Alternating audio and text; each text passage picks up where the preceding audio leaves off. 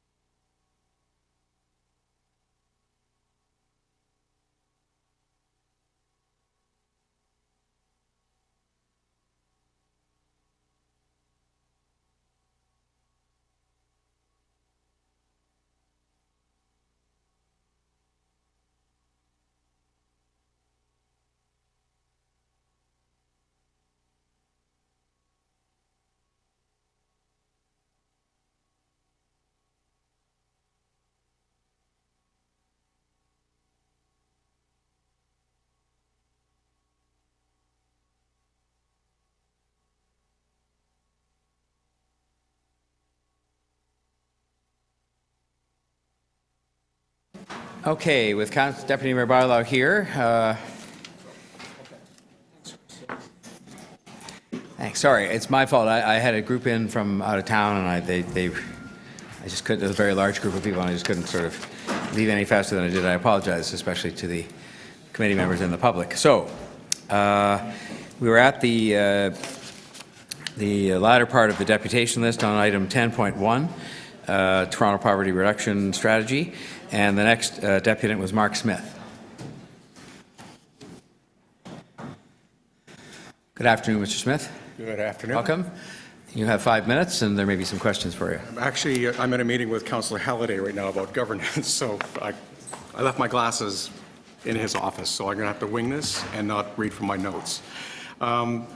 Within this document, my name is Mark Smith. I'm here as a private citizen, but also coming from a privileged position of being the chair of the Toronto Seniors Forum, which, when I've been able to present this paper to them, I'm sure they're going to endorse it quite wholeheartedly. Within it, though, and one of the issues I'm having with deputations that I've been doing for the last couple of weeks, a couple of months, is, and speaking to Susan Gapka's note about asking for one small amendment, is the word seniors is missing. Seniors is a demographic that covers all except for youth. If the word seniors isn't included, it becomes a secondary, and directives that come from you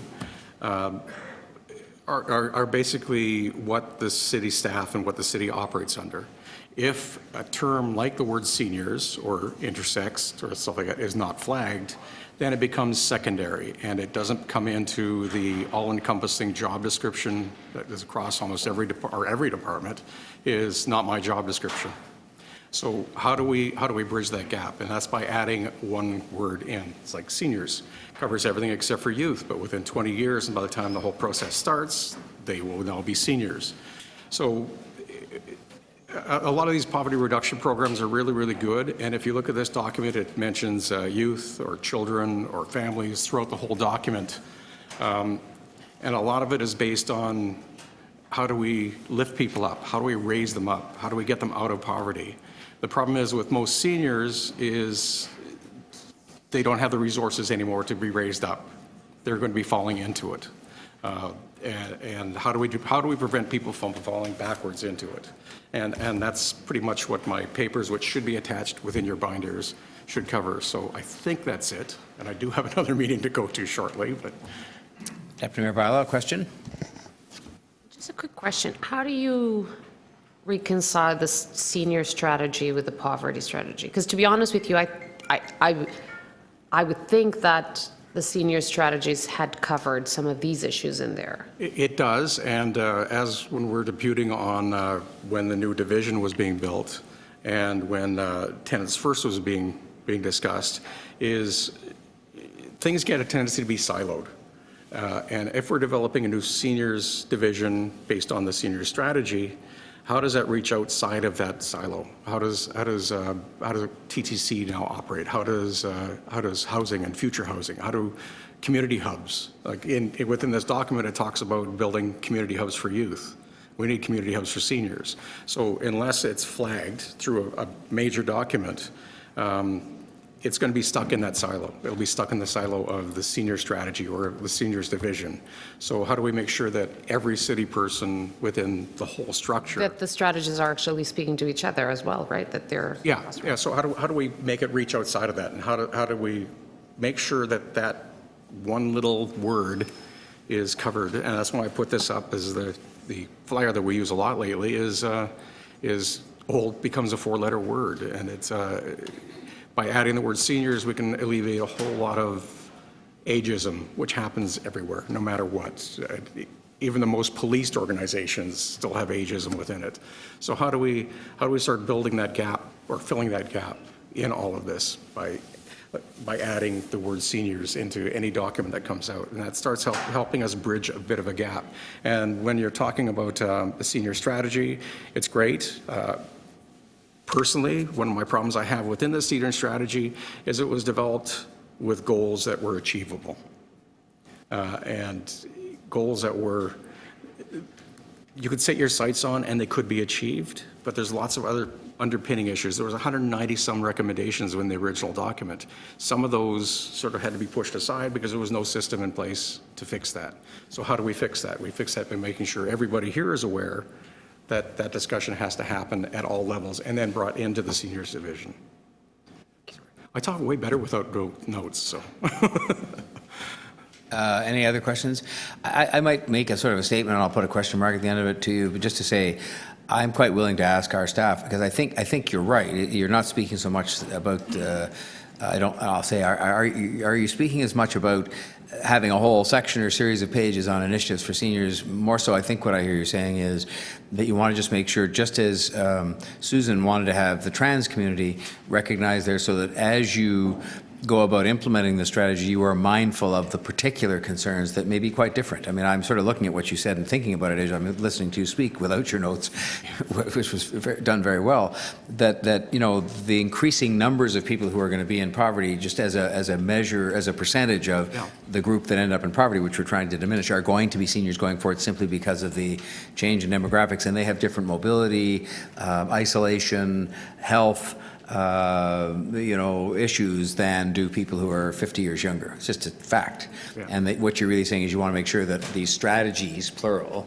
sort of fit together so that you're thinking about everybody when you do it. And so I was going to move a motion about the trans, because that was a one-word change too, but I just want to make sure that if our staff could help accommodate me on that we can include seniors and make sure that the context within which it's done is not to say that youth hubs should necessarily apply to seniors, but at least you take into account the senior population and their particular status as people who are sometimes impoverished.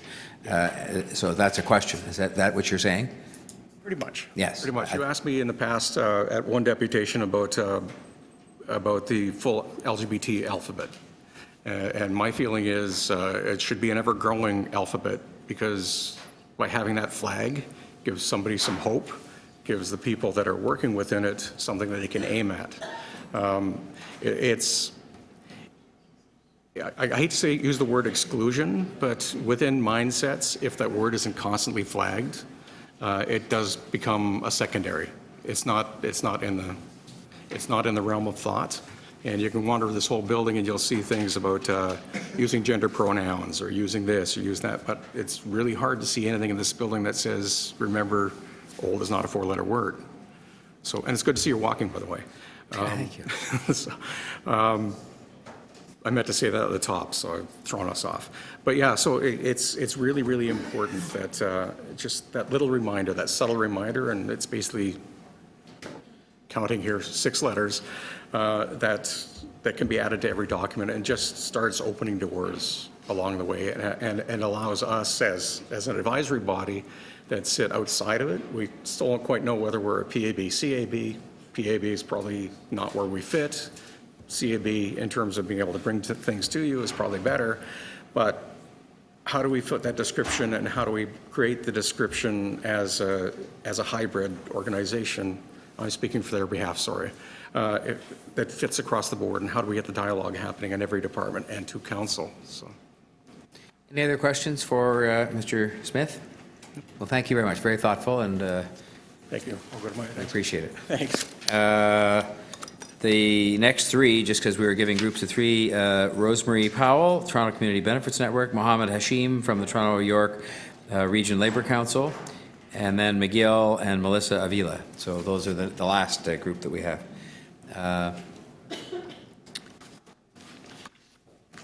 Hello. Hello. You're most welcome, and you have 5 minutes. Thank you. Thank you.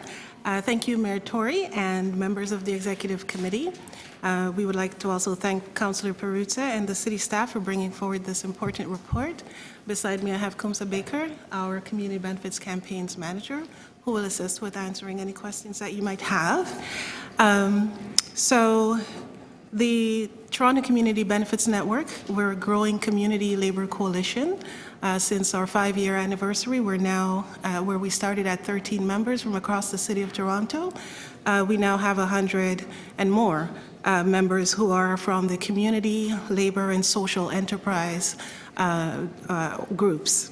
Our network has centered itself on the forefront of the economic justice movement in Toronto by negotiating community benefits into public infrastructure and urban development projects, looking at securing good jobs and economic opportunities for people who has been historically marginalized and left out of the labor market.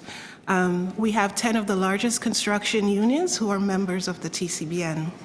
And we're constantly in the process of building our capacity so that we could support the implementation of the community benefits programs that we now have in place.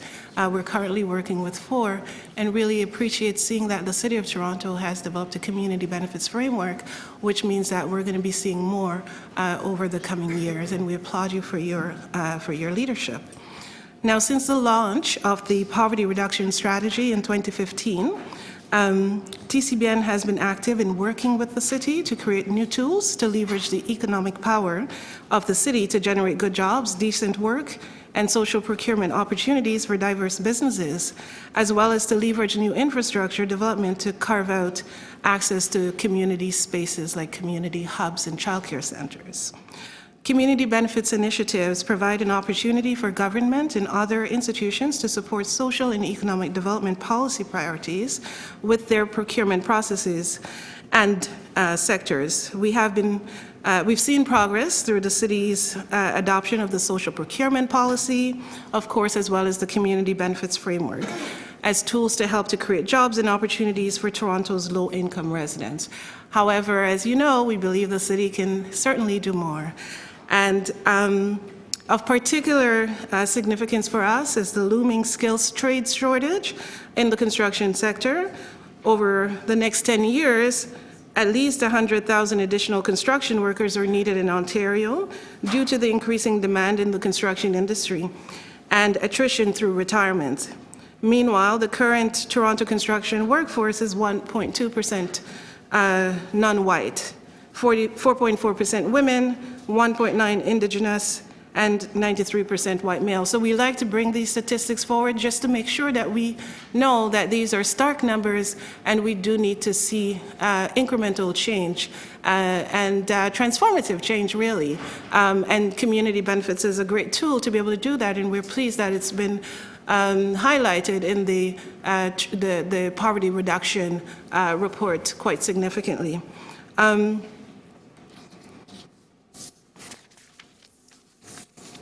So from our experience working with the private sector and workforce development agencies to implement community benefits on the 4 large infrastructure projects that we now are supporting, we know that it's critical that there is intentional buy-in from all stakeholders at the table.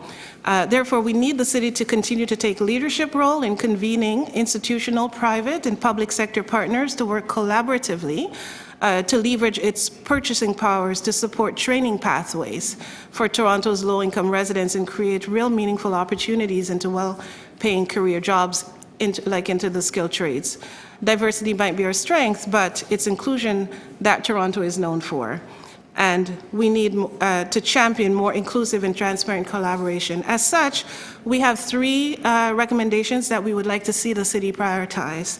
So we'd like the city to continue to work to develop and implement community benefits data system with an open data approach to track and report on the outcomes that are being generated by the community benefits initiatives of the city, and to ensure a robust evaluation framework to monitor the success of the program. Number 2, in order to achieve this, we support staff recommendations for the city to fund new community benefits coordinator. We'd like to see that this position is fully funded, because we know that it takes intentional and skilled work to be able to advance this. And so we support that the funds be aligned to support this new position. Also, over the next term, we would look forward to continuing to work with the city to strengthen and expand these policies to increase social and economic impact within the city's purchasing goods and services to buy, build, or provide financial incentives, and through other unique opportunities where community benefits can be pursued. A jurisdictional scan has shown that other municipalities across North America have successfully implemented and achieved much higher targets and benchmarks to what we currently have in place with the City of Toronto's community benefits framework. And over the next year, we'd love to work with the city to look at how we can really set strong targets that we can all work toward. And thank you very much. Thank you, Ms. Powell. Thank you very much. Are there questions of the deputants?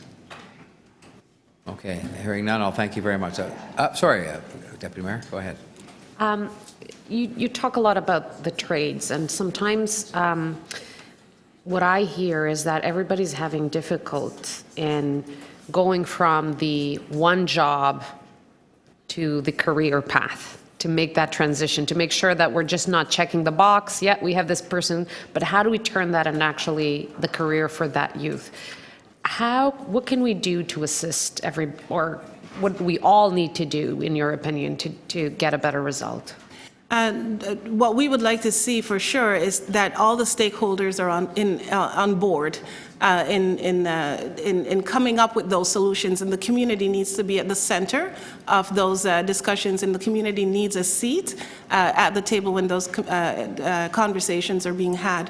For example, with the Toronto Community Benefits Network, we've supported the implementation of the community benefits programs that are in place. We have a Quick Start in Construction program, which is a pre-apprenticeship program to actually provide training and support and help people get the documentation they need, high school transcript, driver license, whatever the barriers are to being able to access these apprenticeship opportunities. We need to put programs in place that is going to break those barriers down. One of the projects that I have up here is the Next Gen Builders Mentoring Program, making sure that when they get into those workplaces that there's a welcoming environment for them, that we have journey people who care about their progress and are going to support them and hold their hands as they navigate that journey. So you say the community benefits has the pre-apprenticeship programs, right? Absolutely. And after how long do you follow that pre-apprenticeship to make sure that he's successful? We want to see the entire career progress, the journey be tracked, and we are currently putting programs in place to do that. We have a network membership of 115 member organizations and groups, many of which are employment services providers. And of course, we work with the City of Toronto's Construction Connections programs, and we're wanting to see a proper data tracking system that is put in place to support people from the time that we intake them to the pre-apprenticeship training, through to apprenticeship and to journey person status. And we're We starting don't have that that process. yet. Oh, you're starting. We're starting that process, but it needs to be supported financially, and also all the stakeholders involved needs to be collaborating more effectively around it. One of the challenges that we're seeing right now, for example, in the current program is the subcontractors. So where the general contractor has been able to hire directly, they've actually met the 10% and surpassed the 10% requirement.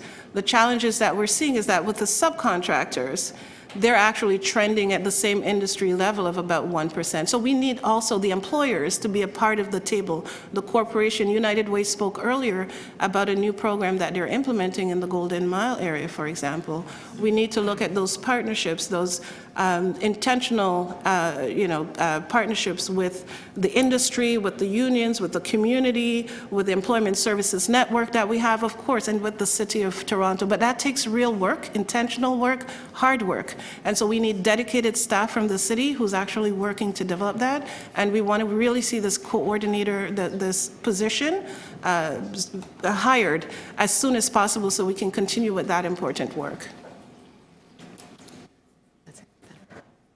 Any other questions of the deputant? Okay, well, we thank you both very much for your... Thank you. Mohammed Hashim, Toronto and York Region Labour Council. Good afternoon. You're welcome here, and you have 5 minutes, and there'll be some questions. Thank you. About a decade ago, community members, unions, and community organizations came together in Rexdale to create an organization called CORD. It was called Communities Organizing for Responsible Development. There was a proposed project called Woodbine Live at the time that promised to create jobs and a new economy. But residents demanded to have a say in what that looked like. And although the project didn't go through, it did something. I know many people who came out of that organizing project, like a gentleman named Guled Warsemi, who was a community organizer from Rexdale, had been doing youth programming in the area, went on to become now the president of the largest hotel union in Toronto because of that union, because of that organizing experience. And now he's transforming the lives of thousands of people in the city. That campaign gave people hope, and it gave people a sense of power over their own destiny. But that was also the foundation of community benefits. That was the first opportunity where Labour really got involved with the community to say, how do we do this thing together? My name is Mohammed Hashim. I work for the Toronto and York Region Labour Council as their senior organizer. And when we reflect back on where things are today, a decade ago when my organization got involved into that work, we knew that in order to truly build a sense of ownership of one's community, people needed to be at the heart of it. Since then, we have remained deeply committed to fighting for more community benefits. The framework agreement between the Toronto Community Benefits Network and Metrolink set the stage for real ambition, with goals for not only apprenticeships, but also white-collar jobs. Since then, we have seen tremendous amount of progress for the Woodbine Casino, thanks to Councillor Balla for her incredible advocacy on that, to more transit, the West Park Hospital, and recently the city adopted a community benefits framework on its own.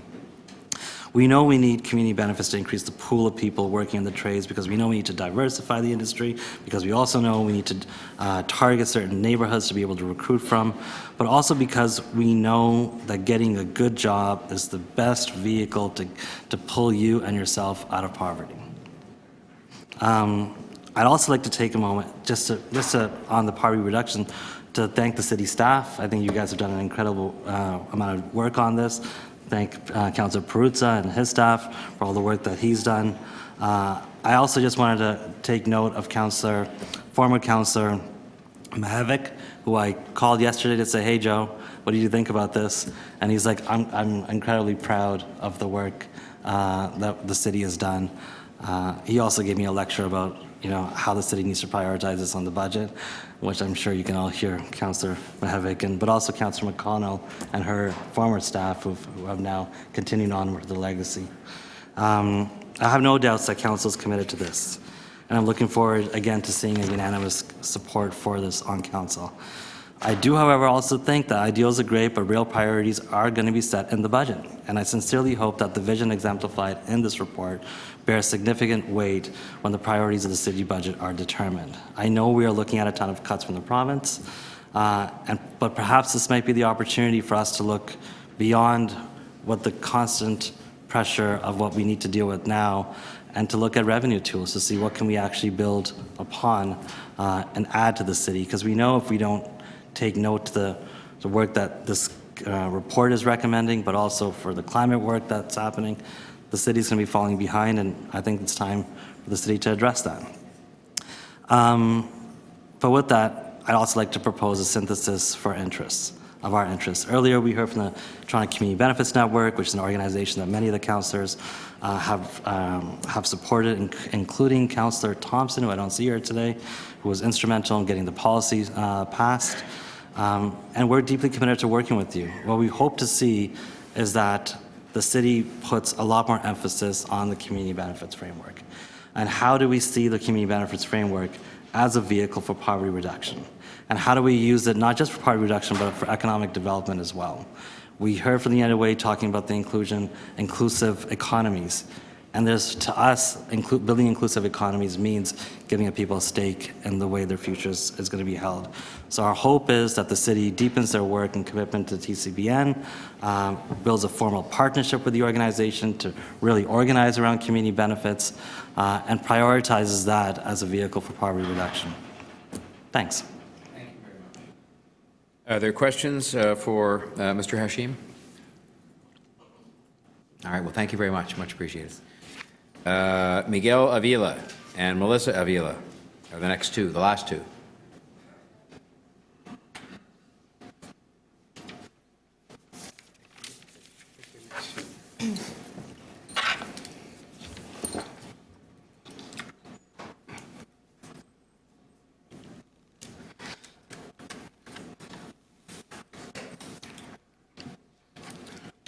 Good afternoon, Mayor. Thank you for the opportunity to address the Executive Committee. I will first start with my daughter, Melissa Avila, and she will tell you her thoughts about poverty.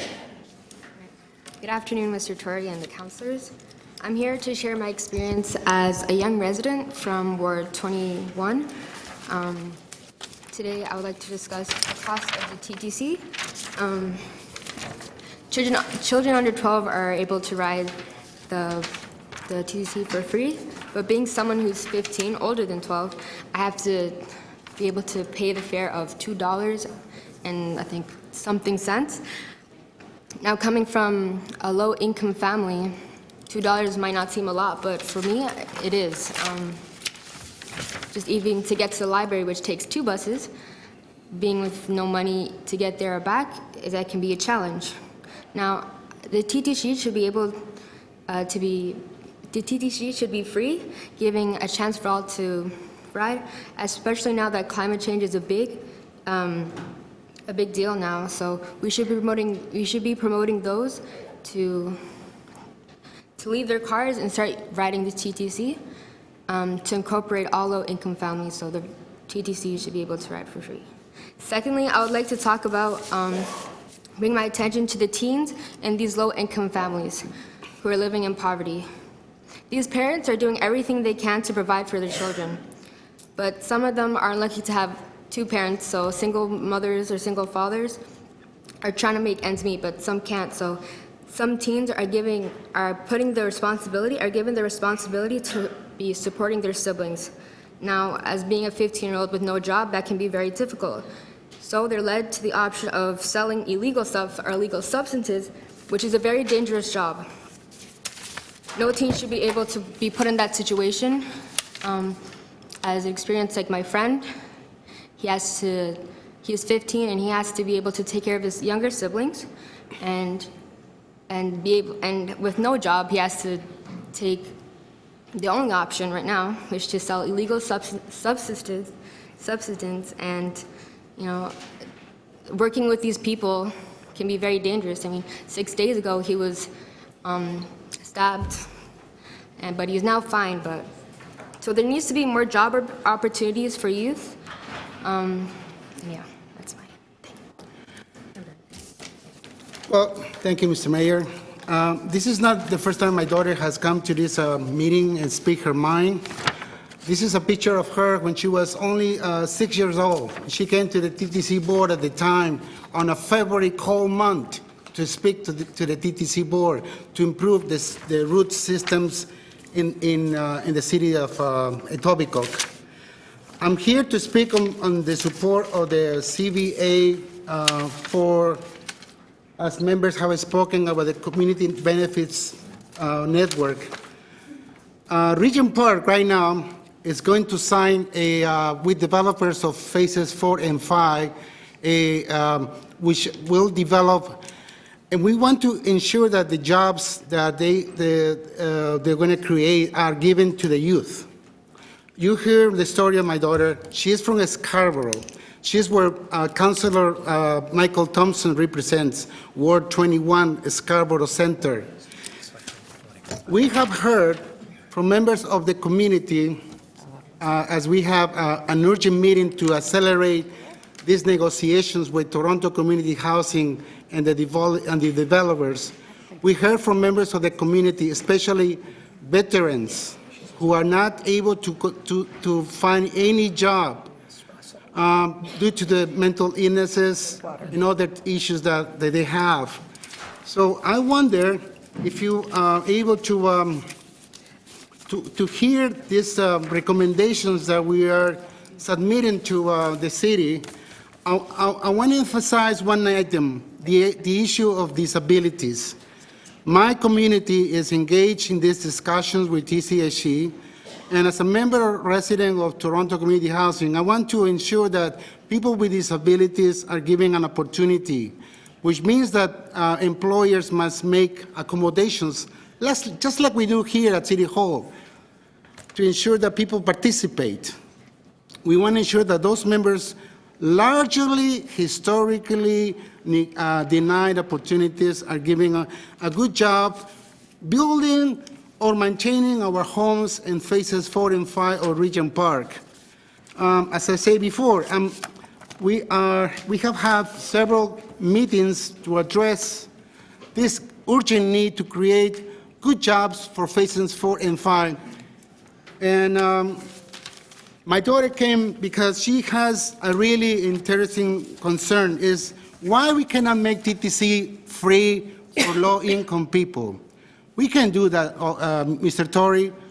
You know, when we have this problem with the guns problems, my daughter has referred to an issue of poor people not able to find jobs in Scarborough. When we come here and we talk about money for policing, we don't have no problem giving them all the money that they require because they said that they want to protect us. What about the youth? What are we doing to ensure that these youth become good citizens, role models? One day, who knows, they may run City Hall when we are older. So we want to ensure that the money that goes for the TTC right now in this poverty reduction strategy addresses the needs of Regent Park, Scarborough, all over the city. Poverty is an issue that is not going away, but we can make efforts to ensure that the poor come out, all residents, and people with disabilities, like myself. I haven't had no jobs since I left my job at the Toronto Zoo. The social development plan was approved 2 weeks ago, I believe, at City Council. We just found out that they created 32 full-time jobs from 2007 to 2014. 32 jobs. That's a joke. And we're investing millions and millions of dollars in Regent Park. I don't understand why we cannot find jobs for the community. And also want to go for the record for the poverty reduction strategy, Mr. Councilor Perusa, that I had applied for the living experiences, cohort number 2. Cohort number 2, I hope I can get selected because I had tons of ideas for you guys. And that concludes my deputation, Mr. John Tory. Because you were both listed separately, so you were entitled to some more time if you'd spoken separately. So She came prepared to deliver a much impressive message to you, Mr. Mayor. She came all the way from Scarborough. She skipped school today. She did. Just to give you the deputation. You did very well, and I will resist any comparison between your normal presentations and the very excellent one that she gave today. I'll resist Yeah, that. today was a present, but it's a special one, yes. We're always happy to see you. Are there any Not to hear all the regular deputants, but someone who is affected by Very poverty. great to hear from somebody, a younger person, and I thank you very much for coming, Melissa. Are there any questions of these, of the two? Okay, thank you very much. We listened to what you had to say. We appreciate it very much. Thank you, Mr. Torrey. All right. That brings us to the end, I believe, of the deputations. Is there anybody here who's not been heard that thought they were going to be heard? Okay. That brings us then to questions of staff. Councillor Peruzzo, can you help me? I gather there's a mayor in the room from Italy, and you could perhaps introduce him better than I. Sure. I will come and say hello to him in a minute, or her. Yeah, It was him, you said. So please. Absolutely. He came all the way from Casalviere, Italy, to meet you, and I think he wants to give you a little sort of token of recognition and maybe take a photograph from you. His name is Franco Moscone from Casalviere. In fact, Lazio, Italy. Okay. Welcome, sir. As you can see, he came with a rather large delegation, but he would like to just say hello to you. And I will come over and say hello. I can't really leave the chair because of the situation here, but I'll do that in a minute, and maybe we'll start with the questions of staff. Well, why don't we do do that for take 2 seconds, and I'll shake his hand. Sure.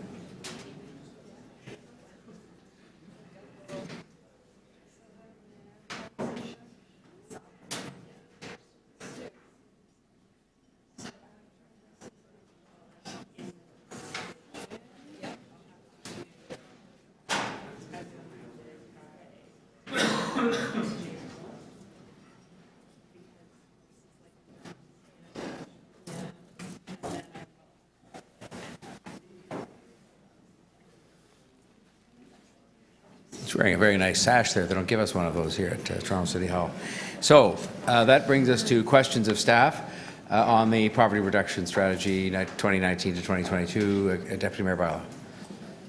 Thank you. I want to ask, I was a bit surprised, actually, by not having a lot of information on the human services integration, because I think it would be crucial for the poverty reduction that we implement that project in order to really help an individual with all kinds of stuff, from our child care subsidy, housing, you name it. So how does that work with poverty reduction? So through the mayor, human services integration doesn't change the level of service or subsidy that we're providing to the customer. It just makes it easier for how they access those services. So we're working on streamlining that process so they can apply once and contact us once, and then we let them know what they're eligible for all three program or income support programs, but it doesn't change the level of support that we're able to provide. Well, but it could change the way that you service somebody, and if you have somebody that needs assistance and you're very easily able to start stacking these subsidies, you're going to have a different outcome than not. I mean, that's the whole reason for human services integration. I'm just wondering, where is that in the middle of all this? When can we expect something? When can we expect a report? When can we expect it to be done? So we can provide. Sorry. Yep. So we can provide an update on where we're at with human services integration. So we've just launched the consolidated call center, and we're just trying to build up our database to understand where the overlaps are and how many clients would actually be eligible for all three. We have a fair appreciation that there's a bigger overlap between Ontario Works and the housing subsidy. We're not sure how much broader that goes, but we can provide that data. As we gain experience, we'll be able to inform that. In a way, it does improve under service access and coordination. Yeah. It's definitely falls within that. So you're reporting on the Toronto poverty reduction strategy on a yearly basis? So the next progress report, yes, Yeah. every year. So do you think that maybe we should have a report on the human services integration at the same time as well? Just because it has, I mean, the people that it's going to impact the most is the people that we're actually trying to get out of poverty. So I think it's a huge tool to help us get that done. We can do that for sure. Yeah? Okay. Two more questions. The connection between the poverty strategy and the senior strategy. So they're very much integrated within the action plan that was submitted through the supplementary report. You'll notice one of the actions is to implement the senior strategy. 4.1.2. Okay. And the third question is the focus on the community benefits network. I thought that there was already a request in the budget process to have that coordinator, that the group was actually commenting that is much needed. Is that correct? Yes, through the 2020 budget process, there will be a request coming forward for council's consideration. Okay, so we just need to make sure that gets through. Okay, great. Thank you. Thank you, Deputy Mayor Barlow. Questions of staff? Councillor Nunziata, Councillor Pasternak, Councillor Ainsley. Councillor Ainsley's ready to go. Thank you, Councillor. Thank you. Through you, Mayor Tory. Maybe start with the city manager. I'm just trying to understand in terms of in the report, the financial impact section, and it outlines that we have $181 million that we put into the poverty reduction strategy. And then there's an appendix that was released, I believe, yesterday with the chart. But aside from the $181 million, it's not broken down into what we're spending in different areas. I'm just wondering if we could have a more fulsome reporting on that, including the chart that was released. So myself as a councillor to have a better idea of what we're spending or proposing to spend so I can track it on an annual basis. So through the mayor, we can certainly provide you with that. Okay, all right, thank you. And I wanted to ask about, so in terms of open data and the shelter occupancy numbers, in the open data portal, the daily shelter occupancy data set, it hasn't been updated since July. I was just wondering when can we have those numbers on a more regular basis? Through the chair, yes, I believe we update those numbers on a quarterly basis, so I will find out from staff when the next update is scheduled, and I'll let your office know. Okay, because the numbers get released on Twitter, they get released on a daily basis. Is there some reason we can't have them uploaded on a daily basis into the open data set? Great question. I'm not sure what the answer is, but I can check in with our data folks and find out, and if we can increase the regularity, we can certainly do that. Okay, all right, thank you. And then I also wanted to ask around the Transit Pass and how we came to the valuation of that. I've seen other municipalities, Ottawa and Vancouver, they're running a similar type program, but the Transit Pass is much cheaper than what the City of Toronto is looking at doing. Does the Transit Pass, how does the value of that get determined? Through you, Mr. Mayor, when we developed the transit fare equity program, we looked at other municipalities and endeavored to match, if not do better than their programs. Toronto's is more comprehensive because it's not capped. So those other programs are able to offer a deeper discount because they cap the amount of people who can access them. Okay, so that's a good news story. In the City of Toronto, we're not capping the Transit Pass. We're giving it to as many people as we can. Okay. I also wanted to ask, the one deputy mentioned about the gender identity and gender expression in the report around transgender, non-binary, and how it was connected.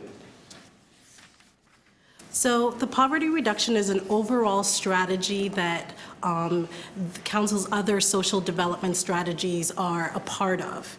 It aligns with those other strategies. And we've always taken a very strong integrated analysis approach to the development of the items within the strategy. So that includes looking at of low-income people, equity-seeking groups that are vulnerable to poverty, including racialized communities, transgender and non-binary folks. But the deputant was right that in the current action plan, we didn't specifically name transgender and non-binary Torontonians. So I think moving forward, there is work to develop a gender equity office and to ensure gender equity analysis into the work of the poverty reduction strategy, and will ensure that that work includes all forms of gender identity and gender expression.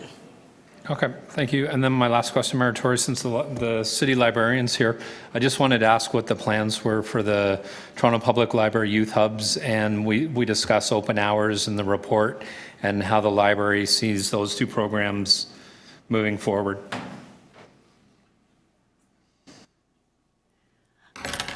Yes, through you, Mr. Mayor. In terms of the youth hubs, we have 2 youth hubs planned for 2020, one at the Jane Dundas branch and the other at the Ridgeview branch. These 2 additional youth hubs will take us to 15 youth hubs across the city in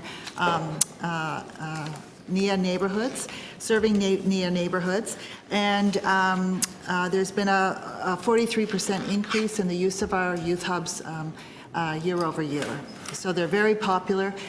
They are very structured programs, so it's a drop-in program, but it's very structured because we provide after school homework help. We teach youth between the ages of 13 to 19 who attend the program to use the technology that we make available to them. And we have volunteers from the various universities and colleges in the neighborhoods who help with the homework help in addition to our own staff. Okay. And sorry, the second part was around the library's open hours strategy? Yes, at the March 7th, 2019 council meeting where the operating and capital budgets were approved for 2019, the library was asked to come back with the open hours plan, an updated open hours plan and costing to submit as part of the 2020 budget process. And so we've done that, and the library board has approved the plan, and they have approved the phasing of the plan into 3 phases, and they've also wanted the phase 1 and phase 2 of the plan to be combined into 1 year. Okay, all right. Thank you. Thank you, Mayor Tory. Thank you, Councillor Ainsley. Other questions? Councillor Nunziata? Yeah, Librarian. So how were these 2 libraries chosen? They were chosen using we look at this every year when we have the youth hub plan, and we look at the use we look at the demographics of the communities, we look at the use of the libraries in terms of youth in those neighborhoods, and we look at geographic distribution across the city as well. And what we realized when we looked at the youth hub locations for 2020 was that this area of Etobicoke and the southern area, southwest area of the city was underserved. Even though it's not a priority neighborhood? They serve priority neighborhoods. Jane and Dundas is not a priority neighborhood. No, but they serve nearby priority neighborhoods. They have a radius that they serve. I don't believe so. Okay, thank you. Question to staff on the in attachment F that staff is going to report back with the staff report to economic and community development in the second quarter of 2020 on recommendations to meet the needs of youth most vulnerable to serious crime and violence. So can you tell me why second quarter of 2020? And what would you be bringing forward? Through the chair. Can we not move that and accelerate that report, being that we have a lot of gun violence especially in my ward. Through the chair. Councillor, the amount of work that the Youth Services Review is taking, it incorporates all youth services across all divisions, an analysis of what kind of work those programs are doing, whether or not they're achieving what they're intended to be achieving. We appreciate the 10 shootings in the past 2 weeks that have happened in your ward, and we are happy to meet with you to see if there is something that we can assist from a youth services perspective between now and the time that the Youth Services Review returns. So when this review, so if I move a motion to ask that, to accelerate the review, you're okay with that? I had staff draft up that motion.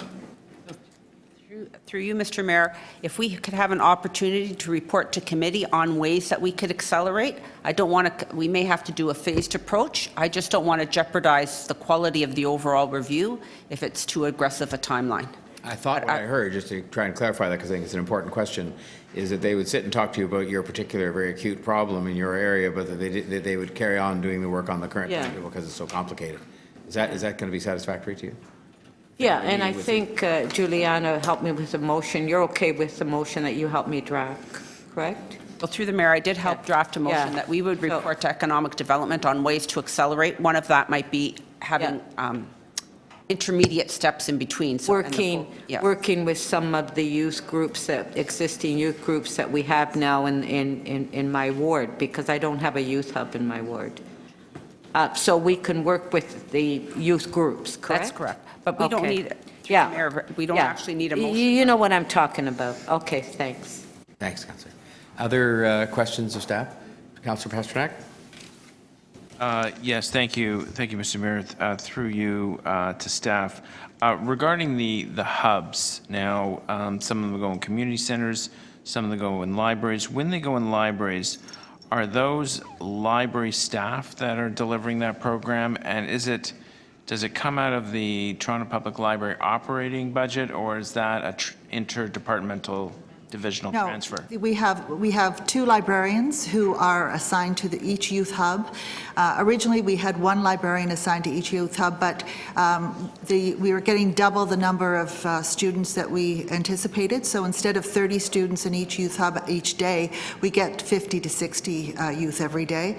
And so we have two librarians on staff who are dedicated to this, and their hours reflect the hours of the youth hub, which is 3:30 to 8:30 every day. And in addition to that, we use volunteers to assist because of the demand for after-school help with homework. Did you say 3:30 to 8? 8:30. To 8:30. Do any of them run from 3:30 to 6?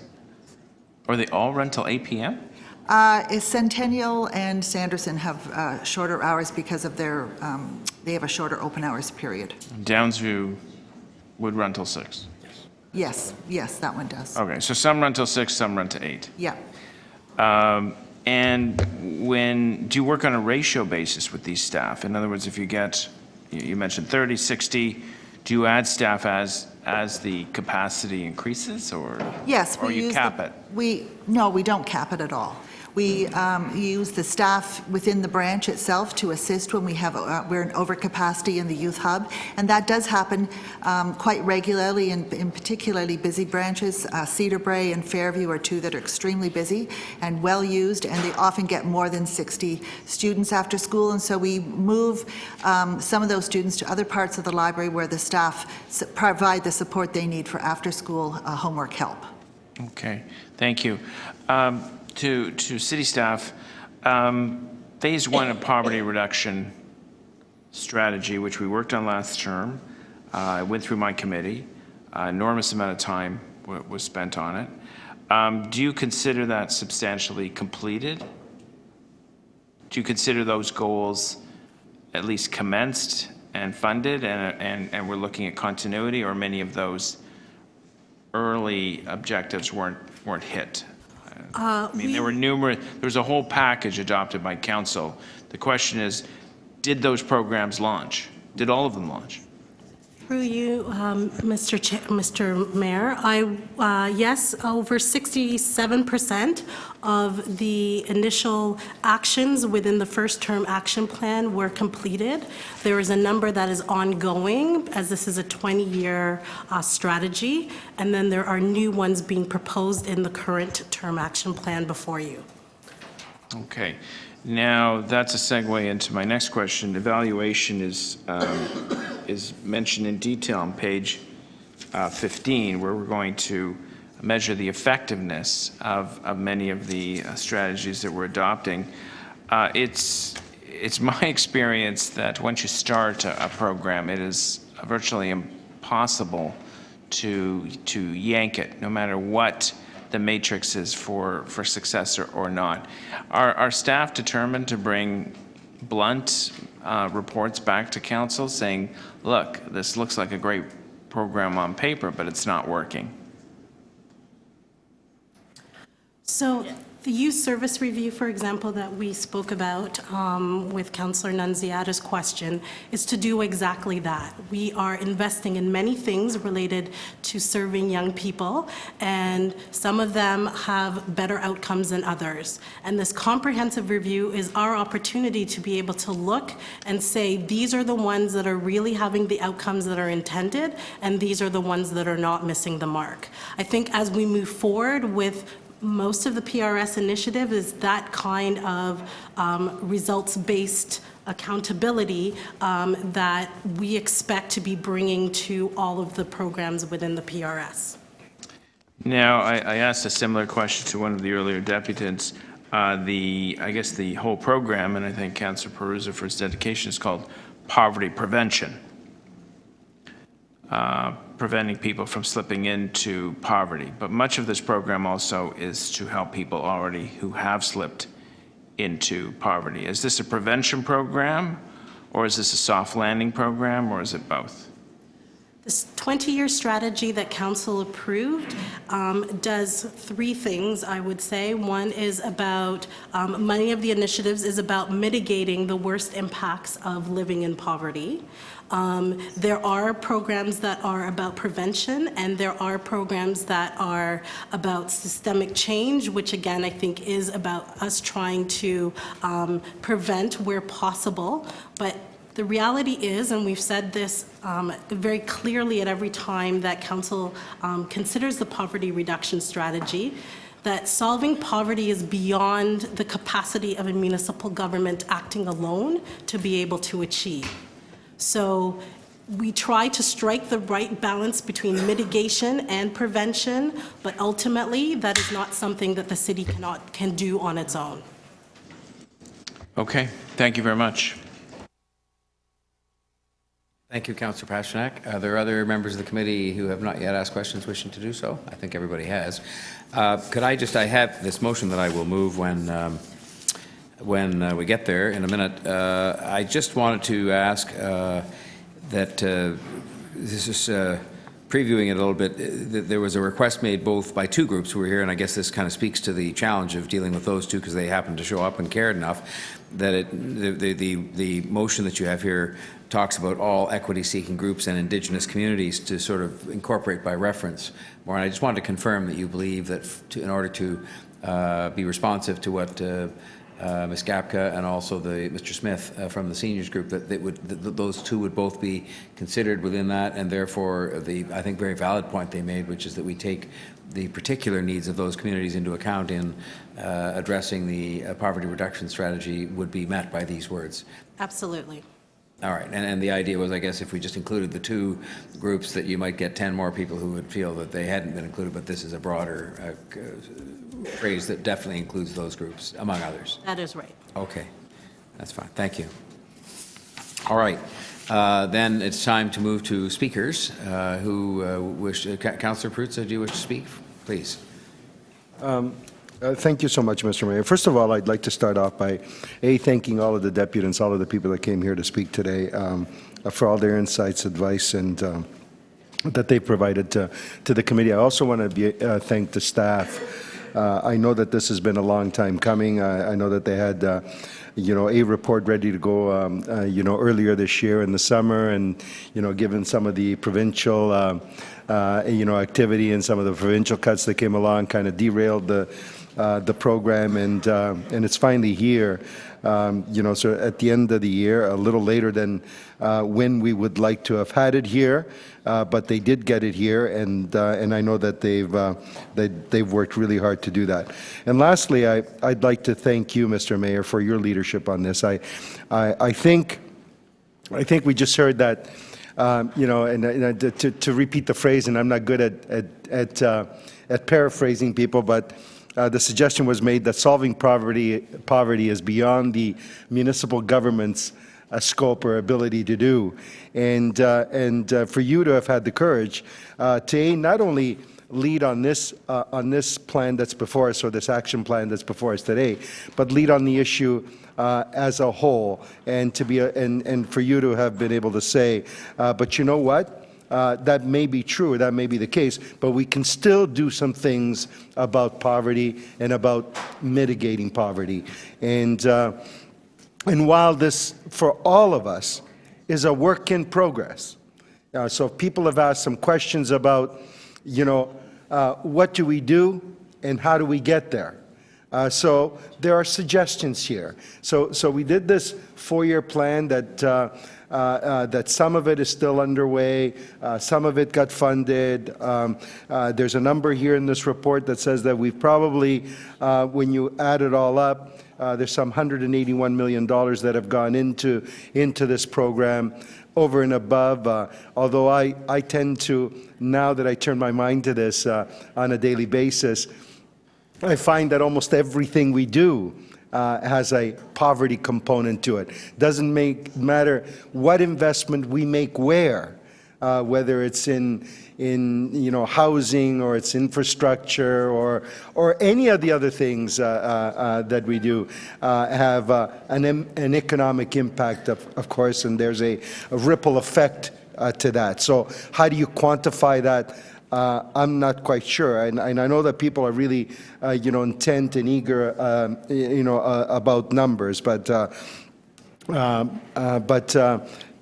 overall, this is a plan. It's a bit of a work in progress, and when you take that and you mirror that against all of the things that we read in the daily headlines on a daily basis. Housing prices, they're going up. Food prices are going up.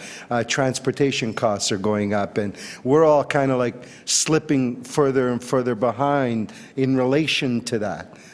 Then how do you say, well, we're going to deal with this? I've just read a headline the other day that almost knocked my socks off. And it has to do with the States, but you know what? We often replicate what's happening in the down just south of us. A headline that said that the 1% is cumulatively has accumulated almost as much wealth as the entire middle in that country. So when you look at that, and you look at that statistic, and you say, well, you know what? We're all on a slippery slope backwards. But there's some things that we can do, especially for the ones that are slipping further behind. They're like at the end of the line. And this report deals with some of that, where it makes it a little bit better. And of course, it's going to require a very disciplined commitment on the part of each and every one of us to do the things that are outlined in here. But I want to just basically focus on the one thing that everybody's talked about and has put on the radar, and that's transit. One of the things that we are leading on, and there's a good sign is that there's a lot of other people that are coming on board on that one. And the other very, very hopeful thing that's in this report, and it's from an advocacy perspective, and it's around childcare and universal childcare. And while everybody talks about it, at election time, we are some considerable yards away from that. But if we did just that one thing, how far would we be tossing the football on poverty? We'd be tossing it a long, long yard. So we need to press on that one, and that's in here. And we need to keep that up. On transit, everyone who came here today pretty much touched on the fare pass. And what I heard was that's been a good thing. And we need to expand it. We're doing that. The next phases become a lot more complex. Why?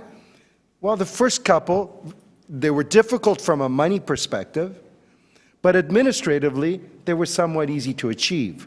We know who's on Ontario Works. We know who's on ODSP. We know who's getting childcare subsidies. That's pretty easy. Those are on our lists already. Now, how do we go and say to everyone else? Because everybody touched on this point. There's a lot of other poor people riding the buses next to the person who's on Ontario Works. Now, how do you figure that out? So there's going to be some considerable amount of work that has to be done in that area. But it's also very interesting and very encouraging to see that while we're doing this and while we're reducing TTC fares for some people, you have some of the political parties now who have adopted lower fares as part of their platforms. I know the NDP nationally was talking about that quite a bit. You have a leader or a leadership candidate now for one of the major provincial parties who's talking about, TTC or transit fare reductions going forward. So we just need to keep pressing on that one. Because how far could we go if we were able to reduce transit fares, not just for low-income persons, but for everyone? How good would that be? So thank you all very much for the opportunity to speak to that briefly. Thank you, Councillor, and thank you for all your work on this. And I'll come back to that in my own remarks. Others wishing to speak from the committee. Who's going to be first? Councillor Ainsley. Thank you, Mayor Tory. I have three motions that I'm putting forward. They really deal kind of connected with number 2, where we're asking for staff to report back on progress made towards implementing activities or progress on the poverty reduction strategy. They're all around open data. And the first one's requesting the medical officer of health to release the tracking information on homeless deaths in the City of Toronto as an open data set, including medical cause of death, date, gender, Indigenous status, cause of death, and location of death. The second one, requesting the Chief Technology Officer, General Manager, Shelter Support and Housing Administration to create an open data set on individuals and families placed in time-limited emergency housing during a crisis or an illness. And the last one, requesting the General Manager, Shelter Support and Housing to create an open data set which outlines unsheltered street homeless to general population as a ratio for Toronto and other major Canadian cities after each street needs assessment. And so those are all tools around monitoring. The first one, City Council unanimously supported a motion that I moved in 2016 around tracking homeless deaths. How these people are dying on the streets and why and their background, I think is very important as well. So I'm moving these 3 additional motions. Mayor Tory, I want to thank you for all your work on this initiative so far. I want to thank staff. My ward's in the southeast corner of Scarborough. When you talk about poverty reduction, I have 5 neighborhood improvement areas in my ward. And in Scarborough, people get surprised when I mention the fact that I have a respite center in my ward, I'm soon going to have a homeless shelter on Lawrence Avenue East, Seton House. There's a temporary shelter going in there to look after the residents in Seton House. The respite center was only supposed to be there for 6 months. Now looks like it's going to be permanent, and I'm fine with that. Because when you talk with people about homeless in Scarborough and poverty, there's a hidden homeless population. And when people say we don't have any homeless in Scarborough, I say to them, now you're not looking in the right places.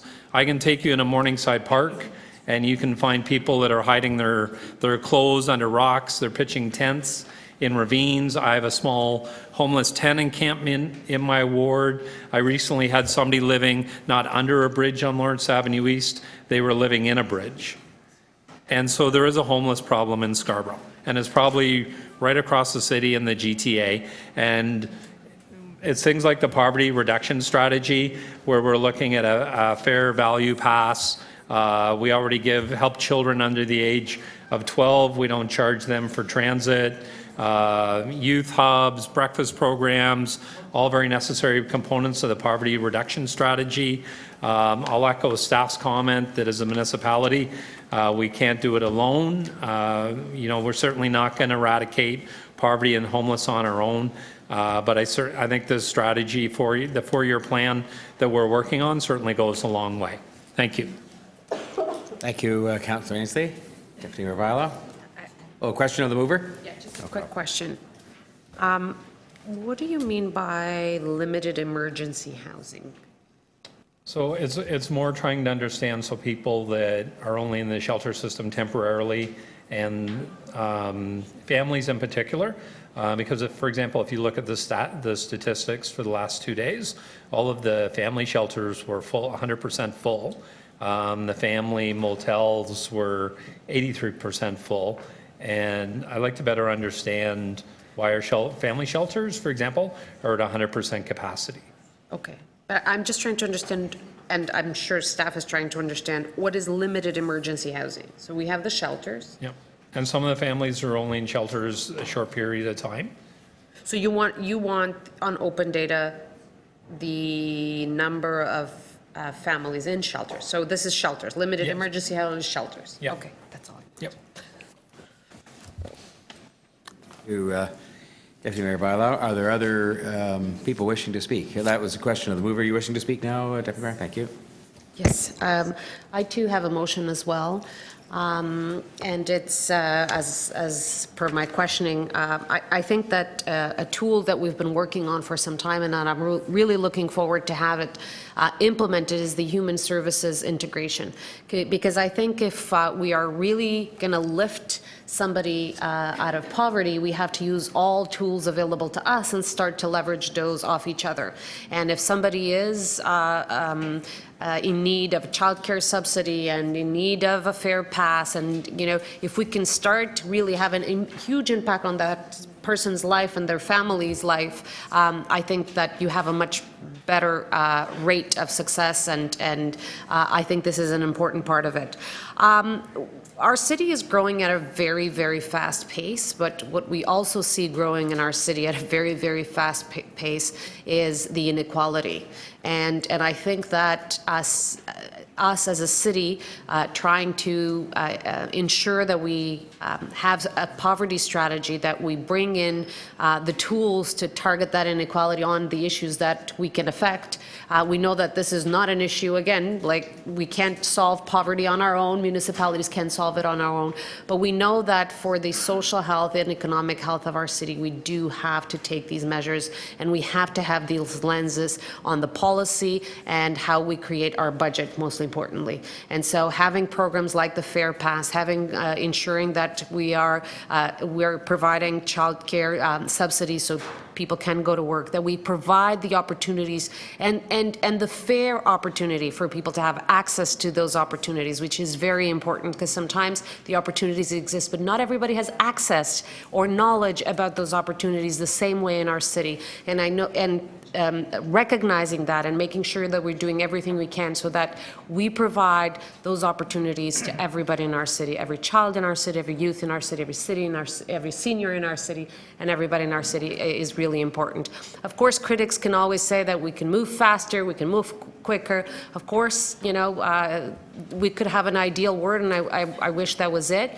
But I think that we have a poverty strategy that is definitely taking important steps, and I think today we're taking another important step and recognizing that this is something that we need to continue to invest, we need to continue to monitor, and we need to continue to ensure that we're getting positive results.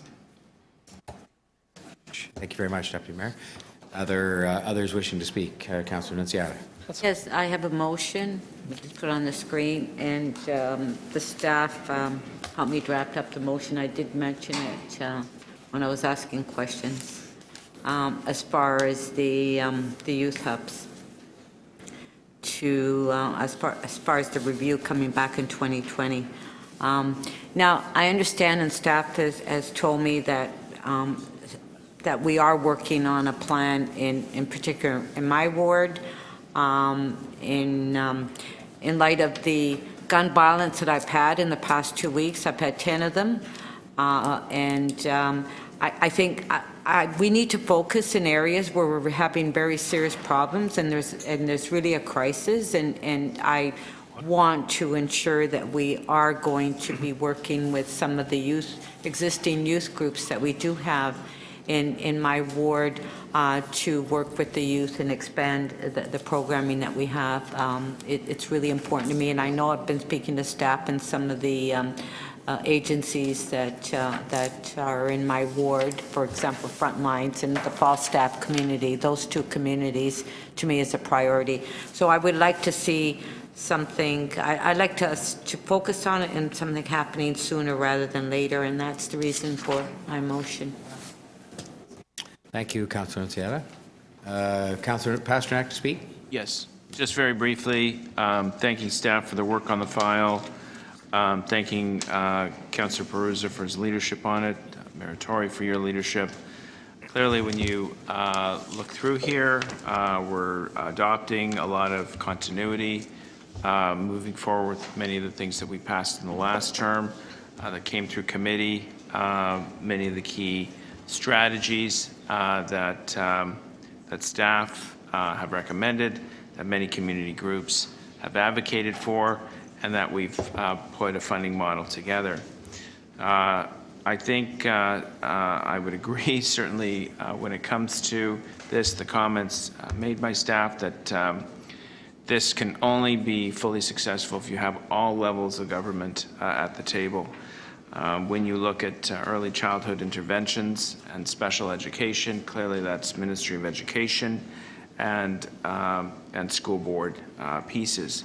Mental wellness, we handle some of that ourselves through Toronto Public Health, but it is also a Ministry of Health issue. It's also a national strategy on mental wellness.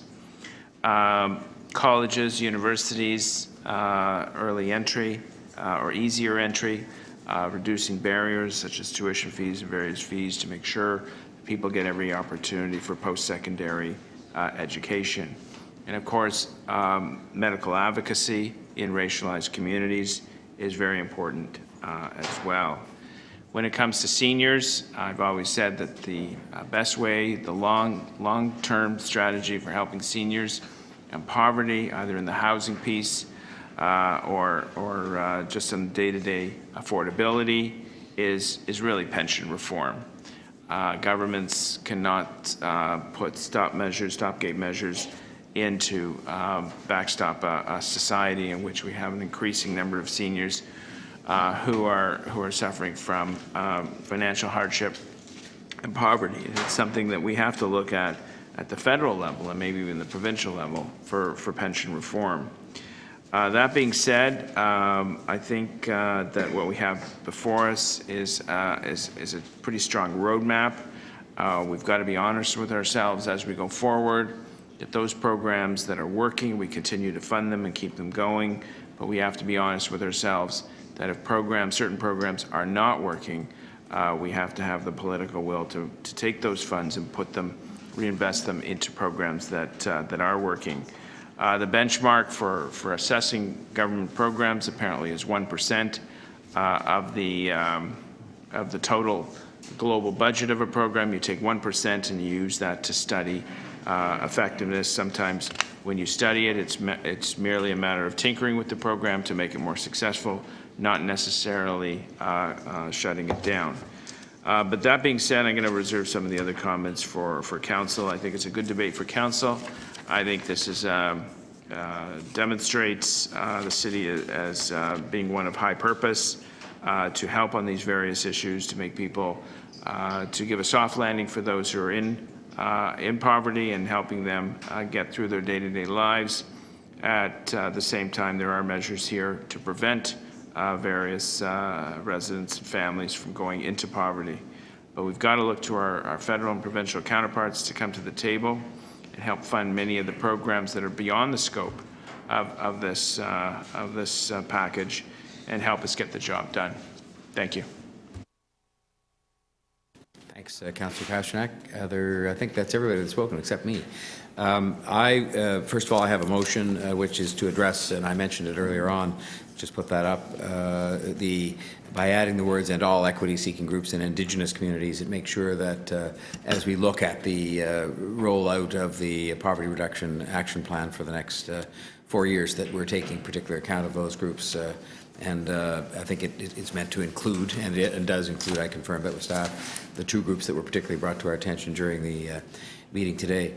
Can I express a particular word of thanks, and it's been done around the table, but it never bears saying too often, to the staff.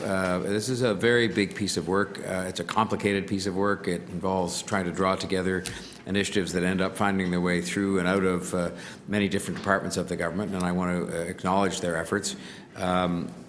And also Councillor Prutza, he has been somebody that it's been a pleasure to work with on this. I think, as you know from his speeches at council, those that don't see him in private circumstances, that he says what's on his mind. He has a few nutty ideas on motorcycles and things like that, but on this he's very committed, I think, to trying to see us do better, but also responsible within the context of, I think follow along with something that I believe in very strongly, which is not making commitments you can't keep. We've got to say that we're going to do these things, and that's the beauty of the document that has the annual work plan in it. It's very clear what the assignments and objectives and measures are for each year, and then the challenge in front of us is to do them. And the fact that we have done, a great percentage, 67% done, and another percentage getting us up towards 100 for the first 4 years, to me is evidenced by the fact that we are investing $181 million more. And that's $180 million that repeats itself. It's not $180 million total up over the years. That all repeats itself because it carries on. These are, by and large, not time-limited programs, though I will say, and to really respond to something that I think it was Councillor Nunziata said, or Councillor Pasternak a minute ago, I don't look forward to curtailing any program, but I look forward to having the opportunity to look at our professional staff, their assessment of these programs, and if there are ones that aren't working and others that are working, I will have no hesitation in saying take the money from the ones that aren't working and reallocate it to the ones that are, because we know there isn't an unending supply of money even for this. And I think we have to be sort of fairly hard-nosed and probably haven't undertaken that kind of view. And I want to commend both the Councillor Carroll and Deputy Mayor Thompson for initiating this. 181 million, 68,000 low-income residents getting a fare pass today before we expand it. 102 million free rides, kids 12 and under on the TTC. 55,000 more kids included in student nutrition. 18 centres in low-income neighbourhoods that have rec programs for kids 18 and under for free. So that's just a few of the things that have been accomplished so far. And I am very optimistic with this program that's in front of us. We will be able to recite similar significant improvements in the number of people that are being helped 4 years from now. There's a housing action plan coming. These are all part of this program. The transit discount plan is going to be expanded. There's an urban indigenous poverty reduction plan, which I think is very important. It didn't get much mentioned today, but there is something that's a source of both challenge and shame for us, frankly, not even within the context of truth and reconciliation, just within the context of a group that needs to receive more attention from us and more support from us. Continued expansion of the library open hours, we did discuss. Continued implementation of the 10-year child care plan. I'll come back to that in respect of the other governments. And then finally, the thing that probably doesn't get focused on in as acute a way as I would say that it needs to be, but it's come up today in the context of community benefits and social procurement, but that's jobs, jobs, jobs, I call it. I mean, there is nothing that we're going to do that is going to be more effective at lifting people out of poverty in the city than to continue to attract the investment in jobs and smart people from around the world to create jobs, but then also to follow through and make sure that people in different parts of the city that seem like they're sometimes 100 miles away from here have access to those jobs. Because today I don't think we could look each other in the eye and say that there's equitable access to the jobs that are being created in the tens and tens of thousands in the city right now between someone who lives, say, in Rexdale or Malvern and who maybe lives somewhere else in the city. And it's not just a matter of where you live, but it's the circumstances in which you live. And so I certainly can pledge myself to that kind of work, and this, I think, through community benefits, in which I'm a much stronger believer than I once was today, and through things like social procurement and other things we can do to better prepare people. But I'll just finish on this note, and I apologize, I didn't restart the clock, but I think I'm within the time. I spoke to the Ontario Economic Summit last night, and I had this very nice speech that sort of recited a whole bunch of statistics about how well Toronto was doing, and I thought that, frankly, would just aggravate all the people from other parts of the province. So I didn't really say that. I said Toronto was doing well. But I said, really what's important is how do we continue to do well? What do we have to do? And I talked in particular about them having to continue to invest in education, not decrease it, not cut it back, invest more in education, because it's smart people that are carrying us. I talked about the need for a workforce development strategy, a real one with dates and times and targets in it, and that's come up today in the context of skilled trades. It was mentioned by at least one of the deputies. But I also said those other governments, and I was speaking in this case provincially, have to not invest less, but invest more in some of the supports that are going to help us, because they're part of poverty reduction, child care, mental health, housing, especially, I'll call it specialized housing, whether it's temporary shelters or supportive housing.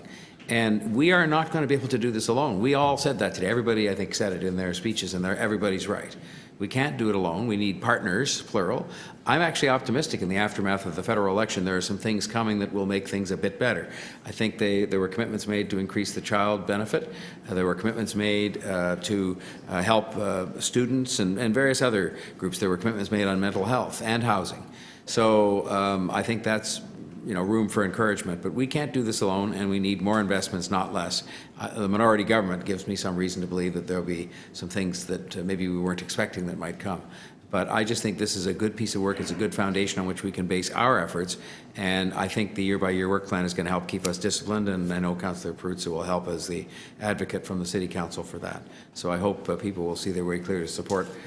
I think all the motions are deserving of support, and this plan can go forward with a good, solid vote to the City Council for hopefully unanimous approval. Thank you.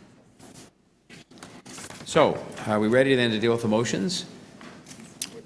We have a few, and they start with motion, we'll get these up on the screen, motion 1A from Councillor Ainsley to do with tracking information on homeless deaths. I'll just call the question on these if we're all ready. All those in favor? Opposed? Carried. Motion 1B, technology officer to create open data on limited emergency housing. All those in favor? Opposed? Carried. Motion 1C, general manager to create an open data set on unsheltered street homeless to general population as a ratio. All those in favor? Opposed? Carried. Motion 2 from Deputy Mayor Bylaw, requesting the Deputy Manager to report on the Human Services integration on an annual basis to the Executive Committee. All those in favor? Opposed? Carried. Motion 3, Councillor Nunziata, ways to accelerate the Youth Service Review. All those in favor? Opposed? Carried. Motion 4 from me to do with the addition of the words all equity-seeking groups and Indigenous communities. All those in favor? Opposed? Carried. And we then come to item as amended, on which we'll ask the clerk to give us a recorded vote. On the item as amended, all in favor, Mayor Tory, Councillor Bailao, Councillor Ainsley, Councillor Pasternak, Councillor Nunziata, all opposed. That carries unanimously. And are you kind of like Councillor Fletcher of the transit report to Councillor Brazil? You wanted to vote for it, but you just couldn't vote. You would have if you could have. Just wanted to get your mark down for council, that's all. Okay. That, I believe, brings us to just the one remaining item, the new business item. the item 7. Yeah, item 7. Yeah, so we have this, the correspondence of the added item of new business, which we've all seen by now. Pardon me? You have a question of the mover? All right, Councillor Pasternak, go ahead. Thank you, Mr. Mayor. Through you to Councillor Bailao.